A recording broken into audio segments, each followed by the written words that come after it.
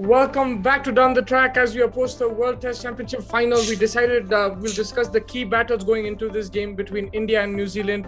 It's going to be a fantastic contest, quality players on both sides. I have with me my co-host, Aziz. How are you doing? Good, man. Good. The closer it gets, the heartbeat starting to race up a little bit, but it's fun to see that. Yeah, man, I just hope the rain stays away. There's some forecast there. It looks like it might be a stop-start game, but hopefully we do get a good bunch of cricket, a good quality 5 days of cricket. And we can't control that. What we can do is discuss the key battles. Of course, there's going to be a lot of big players playing here. They played against each other before as well. They're top. Both teams have top quality players. So let's start off. Let's go first battle.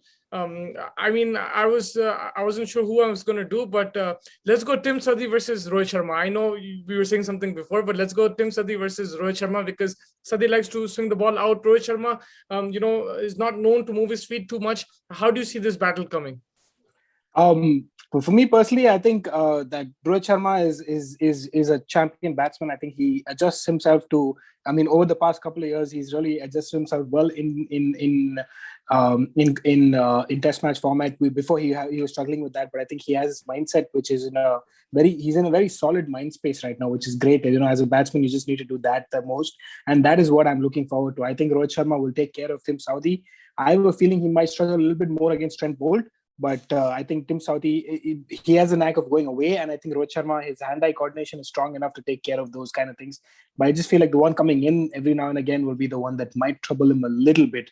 We've seen him susceptible every now and again just to the one that comes in. And early on in his innings, if he settles down, then he sees the ball like a football. But early on in his innings, I've seen one or two times when something comes in just a little bit uneasy. He just gets a tad bit uneasy. I mean, not much. He's a champion batsman, and he's known to do this. But in England, when conditions favor the bowlers a little bit more, you just get that a hint more swing than any other conditions. Let's say in Australia or something. So that would.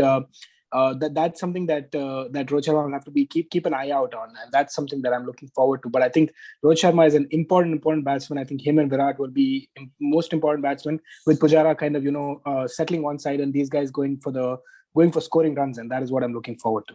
Yeah, the reason why I picked Southee is he's in fabulous form as well. He picked up 6 wickets in the second game or first game against England. He's in fabulous form.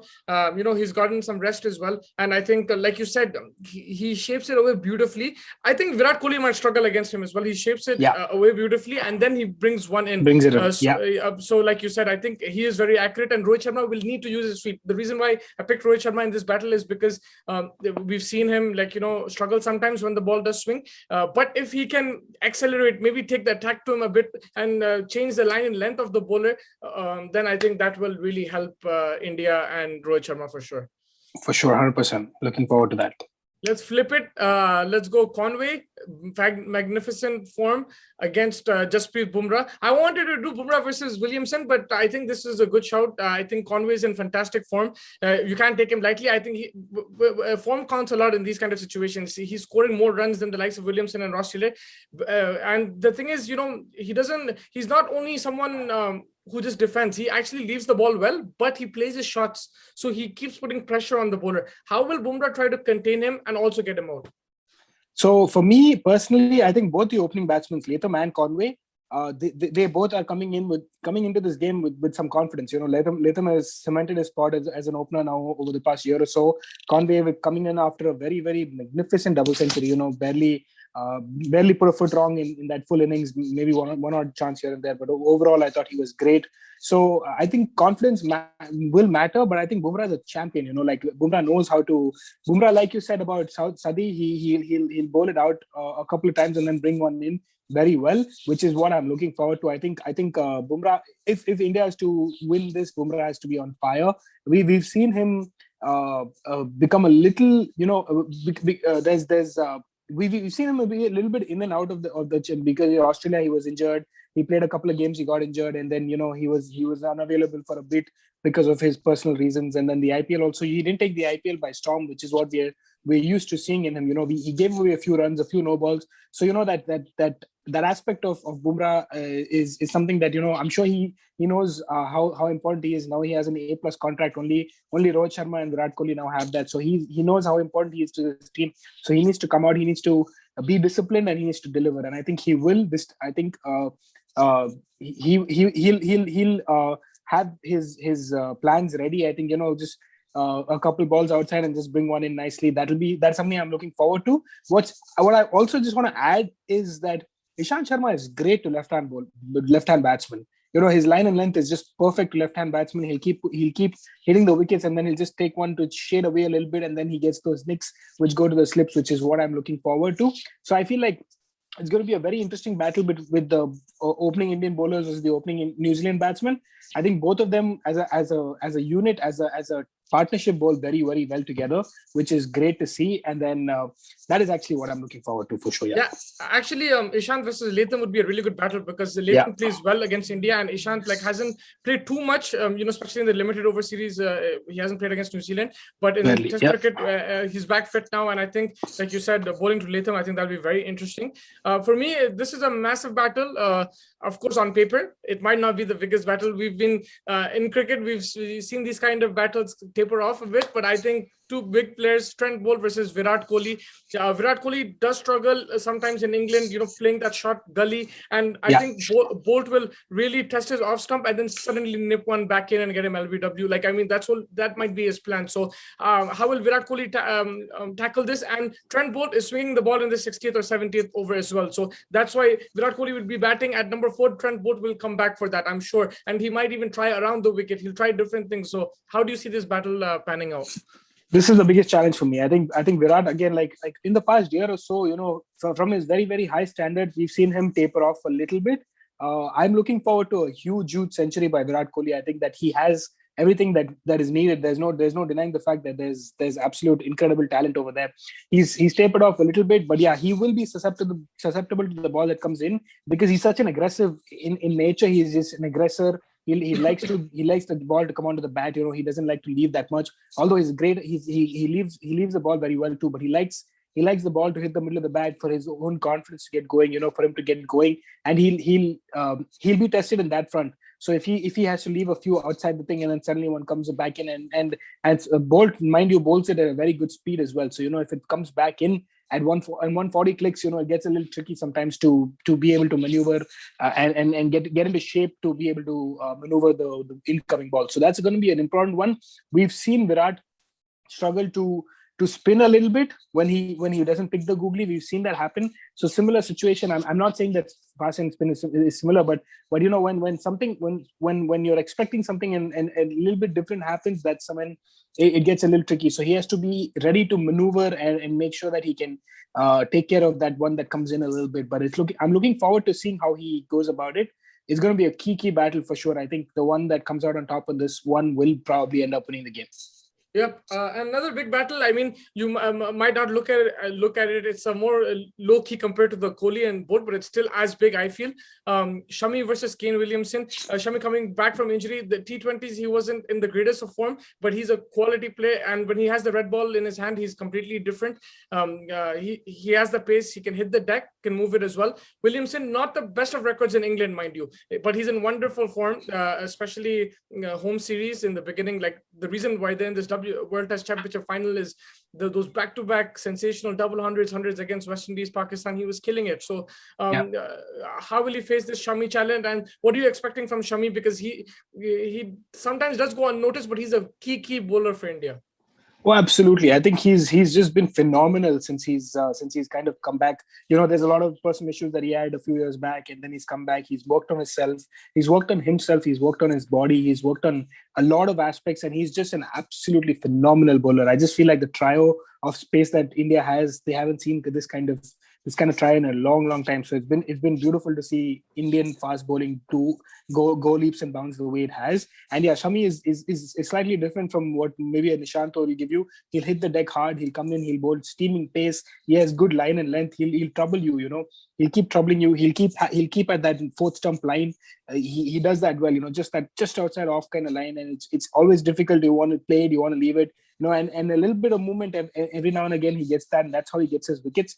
and that is what I'm looking forward to. That just keep that consistency with Shami, and a champion batsman like Kane. You need consistency. You need to keep hitting the deck hard. You need to keep challenging him and that fourth stump line, and that's the only way you'll get someone as of the quality of Kane Williamson out. And I think that will be ideal to see if he can keep that consistency just around that fourth and just bring it in both ways a little bit here and there, just a hint of movement, and he can probably get them caught behind, and that's what I'm looking forward to see. Yep. Before I get to your favorite battle, I'm going to talk about the boxer versus the punching bag. Can you guess? The boxer versus the punching bag. Huh.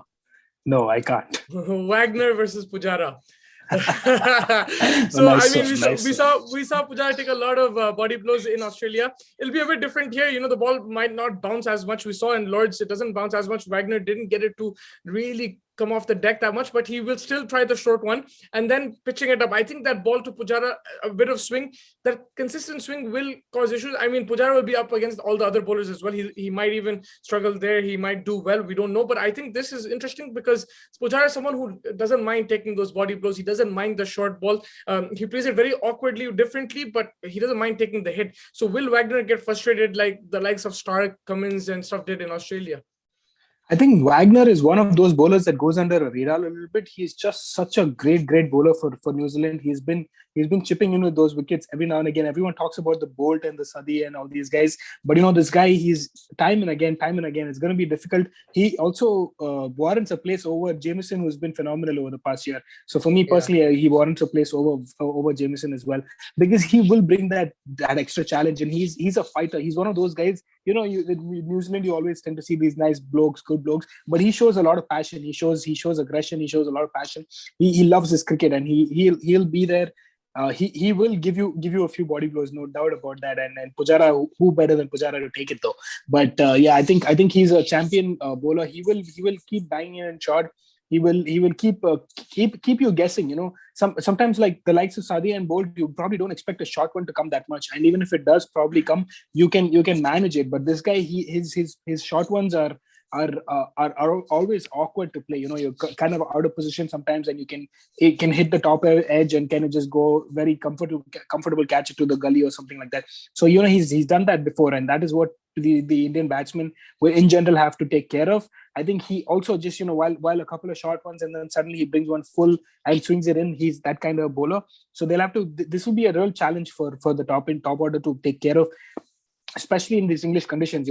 This New Zealand bowling side is so good, and they've been so lethal. They've been so consistent over the past few years. It's just been beautiful to see, and I'm looking forward to what Wagner does against Pujara. I think that consistency again to kind of just keep bouncing him, and I don't think he's going to get frustrated like Mitchell Stark got, because I think his accuracy with these short balls is quite nice, and Stark was struggling with that a little bit. Yeah, I would actually like Pujara to attack the short ball, which he didn't in Australia. In Australia, it worked out because you tire the bowlers. It becomes better for batting. The ball gets older. Here, the ball's going to swing. So if he doesn't take on Wagner at certain times in the game, I'm not saying every ball, but if he doesn't take him on certain times of the game, there will be someone like a De Grando might just come in, pitch it up. It might seam out, and Pujara nicks it. You know what I mean? Yeah. Because the ball will swing consistently. So I would like to see, don't get me wrong, he does show intent, but like a bit more aggressive batting, because in England, any ball can have your number, even in the 80th, 70th, 50th over. So that's what I would like to see from Pujara's side of things.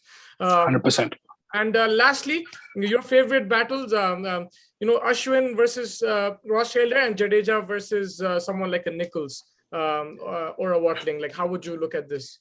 For me, I personally think that if Ashwin bowls well in this game, India will win. I think that the fast bowlers will give you a lot. Yeah, I just feel like if Ashwin can bowl well in this game, pick up a couple of wickets, and every time they need a wicket, if Ashwin can give him that wicket, it'll be the real difference. Because we found out that Santner is now injured, I believe. So AS Patel, he's a newer guy.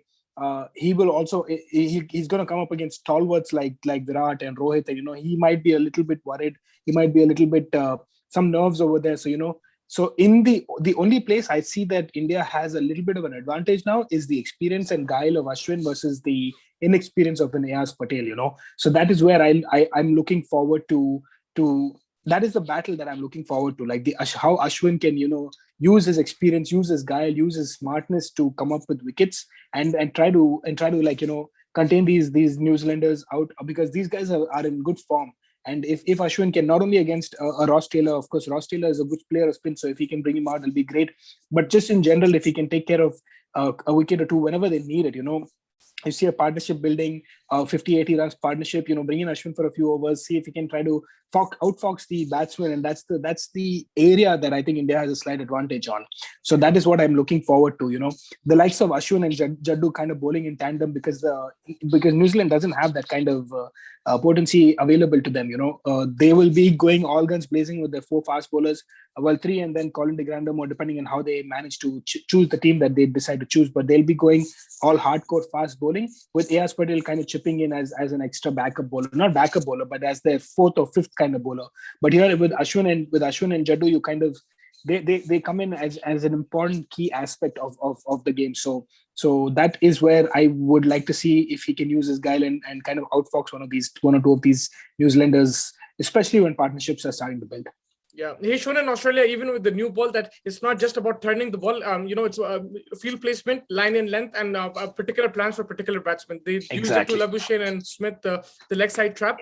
I think they'll have to work on that for Williamson, for Taylor, and even Nicholls, Watling as well. They'll have to have plans, and I think we saw that in the Australia tour, that it doesn't need to be Chennai pitch. It could be a regular good batting pitch, but if you have the right plans and if he's fully fit and can just be accurate, I think he could be productive in this. Absolutely.